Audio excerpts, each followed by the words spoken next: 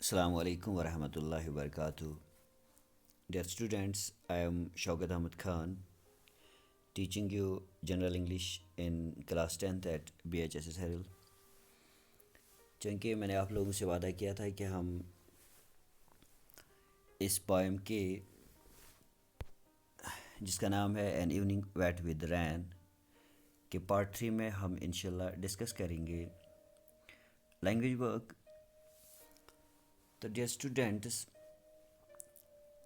سب سے پہلے ہم بات کرتے ہیں کچھ ایسے ورڈز یا ایکسپریشنز اور ان کی میننگ، یا ہم جنہیں کہتے ہیں سجیشنز، ان کے بارے میں ڈسکس کر لیتے ہیں. چونکہ آپ لوگوں کے ایگزام میں یہ کوشچن آتا رہتا ہے، ایک سٹنزا دیا گیا ہوتا ہے اور اس میں سے کچھ ایکسپریشنز دی گئی ہوتی ہیں اور ان کی اپروپریٹ سجیشن چوز کرنی ہوتی ہے. تو بہتر ہوگا کہ آپ لوگ ان کو اس طرح سے سمجھ لیجئے. پہلا ورڈ یہاں پہ جو ہے وہ ہے beacon. Beacon means to node اور to view somebody with an intention to make that person come closer. میں پہلے ہی ڈسکس کر چکا ہوں اور آپ لوگوں کو بتا چکا ہوں. تو یہاں پہ ضرورت یہ ہے کہ آپ لوگ ان کو اب ذہن میں رکھ لیجئے. دوسرا ہے still. Still means something which is hard to grasp, or I can say an idea which is hard to understand. Then there is waft. Waft means to float easily. It is here now awning. Awning means an extended roof, or I can say a sun shade. Seeping. Seeping means to flow or leak slowly. Exhausted. Exhausted means completely used up, or we can say very tired. Then there is depressed. Depressed, it means when somebody is in a state of unhappiness. Yeah, simply in a state of unhappiness. Then there is regret. Regret means to feel repentant or disappointed. Destination. Destination means the place to which someone or something is going or being sent. جب ہم کسی چیز کو یا کسی انسان کو کہیں پہ بھیجتے ہیں، جس جگہ پہ بھیجتے ہیں اس جگہ کو ہم ڈیسٹینیشن بولتے ہیں. تو ڈیئر اسٹوڈنٹس، اس کے بعد ہے ویئر واز دا پوئٹ. ایک کوشچنز ہے، ایک مارک سے کوشچنز آتے رہتے ہیں اسی سٹنزا میں سے. تو یہ وہ کوشچنز ٹیکسچوئل کوشچنز نہیں ہے جو میں آپ لوگوں تک وہ جس کی کاپی میں پہنچا چکا ہوں پہلے ہی. یہ وہ کوشچنز جو ایک مارک سے کوشچنز آ سکتے ہیں. پہلا کوشچن ہو سکتا ہے where was the poet walking. You know the poet was walking through a land. Then there is what was the poet unable to decide.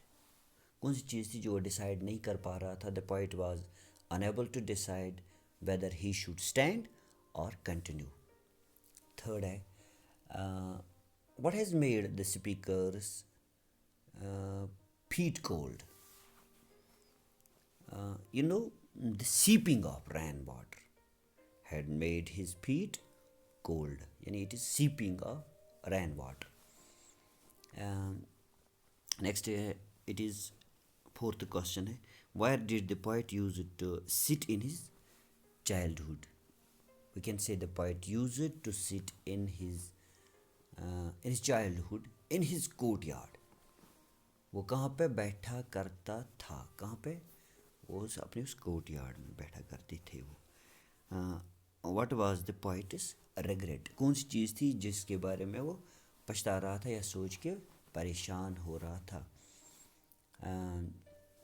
We can simply say the poet was regretting those days gone by which couldn't be brought back. جو ہم واپس نہیں لا سکتے ہیں، انہی days کے بارے میں سوچ کے وہ پچھتا رہا تھا. لاسٹ ہے it is what did the poet see. Poet نے کیا دیکھا. The poet saw some houses lit with bulbs.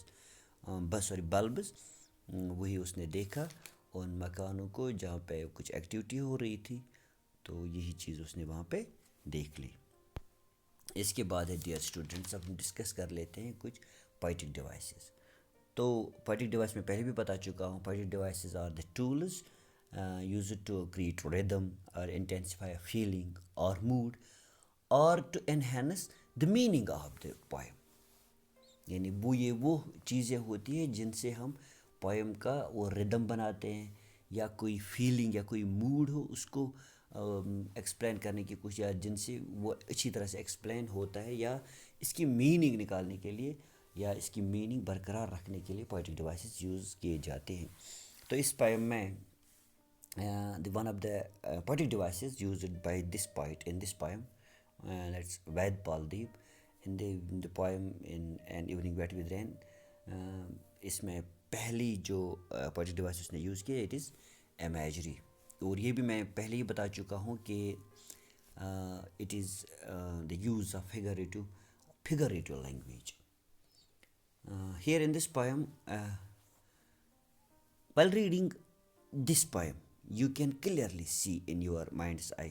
یعنی آپ یہ چیزیں امیجری وہ چیز ہوتی ہے وہ ورڈس ہوتے ہیں جو پکچرائز کرتے ہیں کسی تھاٹ کو. فار ایگزامپل اگر کوئی یہاں پہ آپ سمجھ لیجیے the poet says the wet doors, windows, awnings, collar of the coat which was wet. تو ان چیزوں کے بارے میں بول کے ہمارے ذہن میں برابر وہ شکل آتی ہے کہ ہاں سچ میں جب بارش ہوتی ہے تو یہ چیزیں ہوتی ہیں، ڈورز ویٹ ہوتے ہیں، ونڈوز گیلی ہوتی ہیں، ہم باہر نکلتے ہیں، ہم نے جو بھی پہنا ہوا ہوتا ہے وہ گیلا ہو جاتا ہے. اس سے برابر سے وہ شکل ذہن میں آ جاتی ہے کہ کس طرح کی سچویشن اس وقت اس شاعر کے ساتھ ہوئی ہوگی.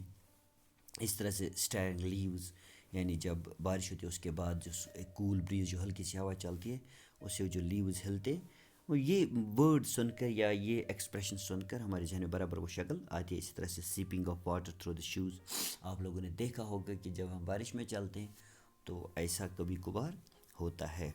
دا پوائٹ اسٹینڈنگ، یا جب وہ کہتے ہیں کہ the when he use to sit alone in his courtyard, تو اس ہمارے ذہن میں شکل سے آتی ہے کہ کس طرح سے وہ وہاں پہ رہا کرتے ہوں گے یا رہا کرتے ہوں گے. اسی طرح سے ڈیئر اسٹوڈنٹس دوسرا پوئٹک ڈیوائس جو اس نے یہاں پہ یوز کیا اٹ از پرسونیفیکیشن. میں پہلے ہی بتا چکا ہوں personification it is also a figure of speech in which an object or a non living thing is given human qualities. تو یہاں پہ آپ دیکھ سکتے ہیں کہ جب کسی چیز یا کسی نان لیونگ تھنگ کو ہیومن کوالٹیز دی جائیں تو اس فگر آف اسپیچ کو ہم پرسونیفیکیشن بولتے ہیں. یعنی جب کسی چیز کو پرسونیفائی کیا جائے، اس کو کسی شخص کی شکل دی جائے. Hair the poet says waves of air bringing the sound. تو waves of air یعنی waves of air کو پرسونیفائی کیا گیا ہے کہ they bring the sound. اسی طرح سے انہوں نے کہا ہے کہ skies feet touching the ground. skies feet آسمان کے تو حالانکہ فیٹ نہیں ہوتے پہ کہتے ہیں کہ skies feet touching the ground. اس طرح سے کہتے ہیں مون لائٹ لاپس، جو یہ چاند کی روشنی تھی وہ ہنس رہی تھی ایٹسٹرا. ارتھ لیمپ اویٹس می، وہ ارتھ لیمپ جو وہاں پہ دور کسی مکان میں تھا وہ میرا انتظار کر رہا تھا. تو جب ایسی ایکسپریشنز کو استعمال کیا جو ان کو ہم پرسونیفیکیشن بولتے ہیں. ہوپ کہ آپ لوگوں کے ذہن میں آیا ہوگا. اس طرح سے آپ کو ایک کنسیپٹ سا ملے گا، آپ اور بھی کچھ اس میں سے دیکھ سکتے ہو. تو انشاءاللہ اب اس کے بعد ملتے ہیں نیکسٹ پوئم میں. تب تک کے لیے dear student stay home, stay safe and thank you.